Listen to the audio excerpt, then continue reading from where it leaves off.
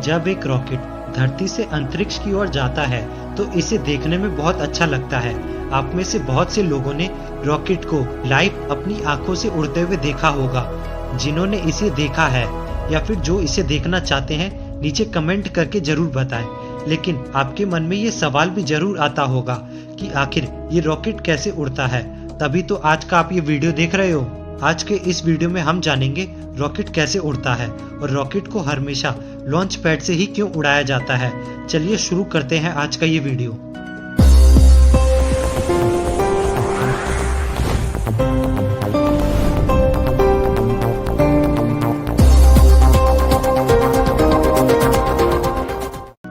Rocket कैसे उड़ता है, इसके बारे में जानने से पहले हम जानेंगे रॉकेट की हिस्ट्री के बारे में कि रॉकेट कब, कहां और कैसे बना था। रॉकेट का इतिहास 13वीं सदी से शुरू होता है। रॉकेट को सबसे पहले चीन में बनाया गया था। उस समय इसका प्रयोग आतिशबाजी, सिग्नल फ्लेयर्स और युद्ध के हथियारों के रूप में इसका प्रयोग किया जाता था। फिर इसमें साल दर साल परिवर्तन आते गए और आज के समय के रॉकेट के बारे में तो आप जानते ही हो। इसके बारे में तो आपको बताने की जरूरत ही नहीं है। चलिए अब जानते हैं रॉकेट कैसे उड़ता है। Rocket Newton third law of motion के सिद्धांत पर उड़ता है। न्यूटन थर्ड लॉ ये कहता है every action there is equal and opposite reaction, यानी कि क्रिया एवं विपरीत प्रतिक्रिया पर आधारित है। चलिए इसे एक एग्जाम्पल से समझते हैं। अगर आपके हाथों में एक बास्केटबॉल के साथ स्केटबोर्ड पर खड़ा कर दिया जाए और अगर आप बास्केटबॉल को एक दिशा में फेंकते हैं तो आपके स्केटबोर्ड विपरीत दिशा में जाता है। अब जितनी तेजी से बास्केटबॉल को फेंकते हैं उतनी ही तेजी से आप भी पीछे की ओर जाते हैं। इस प्रकार रॉकेट गर्म एग्जॉस्ट गैस को पीछे निष्कासित करके काम करता है, जो बास्केटबॉल के समान कार्य करता है। एग्जॉस्ट की गैस मॉलिक्यूल्स का व्यक्तिगत रूप से अधिक वजन नहीं होता है, लेकिन रॉकेट के नोजल से ये गैस बहुत तेजी से बाहर निकलती है, जिससे उन्हें बहुत गति मिलती है और इससे रॉकेट अपोजिट डायरेक्शन में मूव करता है और ऊपर उड़ता है। रॉकेट इंजन भी अन्य जेट इंजनों की तरह है। वो ईंधन को जलाकर थ्रस्ट पैदा करता है। थ्रस्ट का आम शब्दों में मतलब है धक्का देना, यानी कि वो व्हीकल को आगे बढ़ने के लिए धक्का देता है। रॉकेट के इंजन और जेट के इंजन में बस इतना फर्क है, अन्य इंजन हवा में से ऑक्सीजन लेकर काम करते हैं, जबकि रॉकेट इंजन अपने साथ ऑक्सीजन लेकर चलता है, क्योंकि इसे अंतरिक्ष में जाना होता है और वहाँ कोई एयर नहीं होती। बिना ऑक्सीजन के फ्यूल को जलाना नामुमकिन है, इसलिए वो अपने साथ ऑक्सीजन कैरी करता है।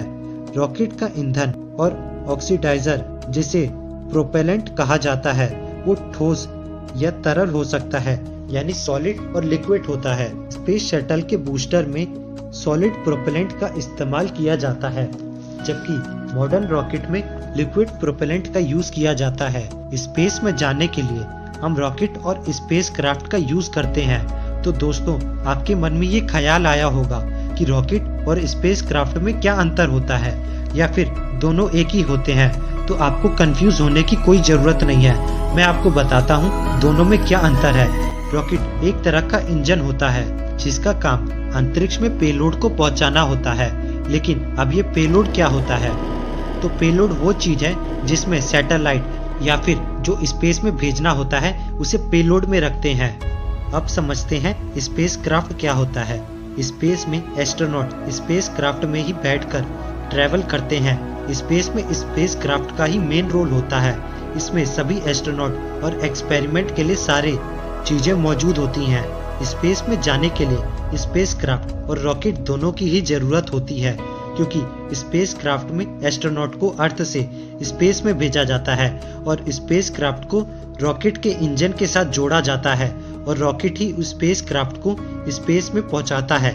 स्पेस क्राफ्ट एक एरोप्लेन की तरह होता है, जिसमें रहने, खाने और सोने और बाकी सारी सुख सुविधाएं मौजूद होती हैं और इसे एस्ट्रोनॉट कंट्रोल भी कर सकते हैं, जैसे एक एरोप्लेन को पायलट कंट्रोल करता है। स्पेस क्राफ्ट के अंदर एडवांस टेक्नोलॉजी की मशीनरी और सेंसर से लगे होते हैं।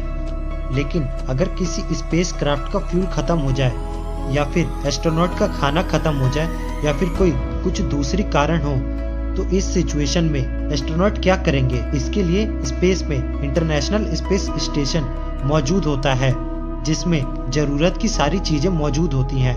रॉकेट की मदद से स्पेस स्टेशन में सारी चीजें पहुंचा दी जाती हैं। अब जानते हैं रॉकेट स्पेस में कैसे जाता है। रॉकेट को अर्थ की ग्रेविटी से दूर जाने के लिए ज्यादा एनर्जी की जरूरत होती है, इसलिए रॉकेट में चारों तरफ बूस्टर रॉकेट लगाए जाते हैं, जिसे अर्थ की सतह से ऊपर ले जाने में मदद मिलती है। अर्थ की ग्रेविटी से दूर जाकर धीरे धीरे रॉकेट अलग अलग टुकड़ों में बंटने लगता है। फ्यूल खत्म होने के बाद बूस्टर रॉकेट अपने मेन रॉकेट से अलग हो जाता है। फिर मेन रॉकेट अपनी जर्नी के लिए आगे निकल जाता है। फिर धीरे धीरे करके रॉकेट के सारे पार्ट्स अलग अलग हो जाते हैं। फिर लास्ट में बस सैटेलाइट ही बचता है। इस तरह के रॉकेट पृथ्वी पर वापस नहीं आते हैं। अब दूसरा स्पेसक्राफ्ट, जिसमें इंसान बैठकर अंतरिक्ष में जाते हैं। स्पेसक्राफ्ट को बूस्टर रॉकेट और एक मेन रॉकेट इंजन की मदद से अंतरिक्ष में भेजा जाता है। 10, 9, 8, go for main engine start. 6, 5, 4, 3, 2, 1, and 0 and booster rocket उसे पृथ्वी की सतह से ऊपर ले जाने में मदद करता है। जैसे ही इन बूस्टर रॉकेट का फ्यूल खत्म हो जाता है तो वो स्पेसक्राफ्ट से अलग हो जाते हैं। इसके बाद स्पेसक्राफ्ट को मेन इंजन रॉकेट से आगे लेकर जाया जाता है। स्पेसक्राफ्ट स्पेस में पहुंचते ही मेन रॉकेट इंजन भी उससे अलग हो जाता है। अब स्पेसक्राफ्ट को अंतरिक्ष यात्री कंट्रोल करते हैं, जैसे एक पायलट एरोप्लेन को कंट्रोल करता है। उसके बाद अंतरिक्ष यात्री अपनी स्पेस रिसर्च करते हैं। अब स्पेस रिसर्च खत्म होने के बाद वक्त आता है पृथ्वी पर वापस आने का। रॉकेट की मदद से स्पेसक्राफ्ट को अंतरिक्ष में तो भेज दिया, लेकिन रॉकेट तो अलग हो गया है। स्पेसक्राफ्ट को वापस आने के लिए रॉकेट की जरूरत नहीं पड़ती है। स्पेसक्राफ्ट को इस तरह से डिजाइन किया जाता है कि वो पृथ्वी पर वापस आ सके। स्पेसक्राफ्ट पृथ्वी पर वापस आने के लिए पृथ्वी की कक्षा के चारों ओर चक्कर लगाते हैं। फिर धीरे धीरे करके स्पेसक्राफ्ट पृथ्वी के वातावरण में एंटर कर जाते हैं। पृथ्वी के वायुमंडल में प्रवेश करते हुए स्पेसक्राफ्ट को तेज और गर्म हवा का सामना करना पड़ता है। ये हवा इतनी खतरनाक होती है कि स्पेसक्राफ्ट को जलाकर राख भी कर सकती है।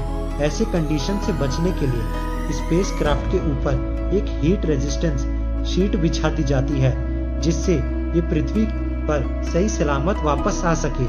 अगर ये शीट स्पेसक्राफ्ट पर नहीं बिछाई गई तो स्पेसक्राफ्ट का सही सलामत पृथ्वी पर आना मुश्किल हो सकता है। फिर जैसे जैसे पृथ्वी के करीब आता है तो फिर वक्त आता है लैंडिंग के प्रोसेस का।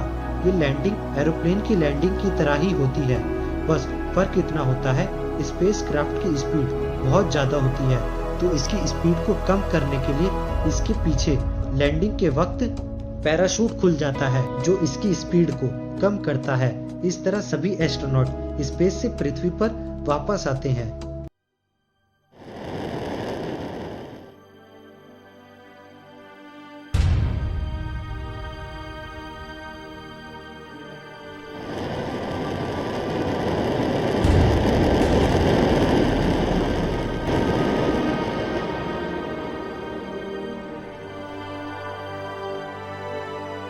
स्पेसक्राफ्ट की लैंडिंग भी एयरपोर्ट पर ही होती है और एयरप्लेन की लैंडिंग की तरह इसके भी पहिए खुल जाते हैं और हम इस स्पेसक्राफ्ट को दोबारा यूज कर सकते हैं।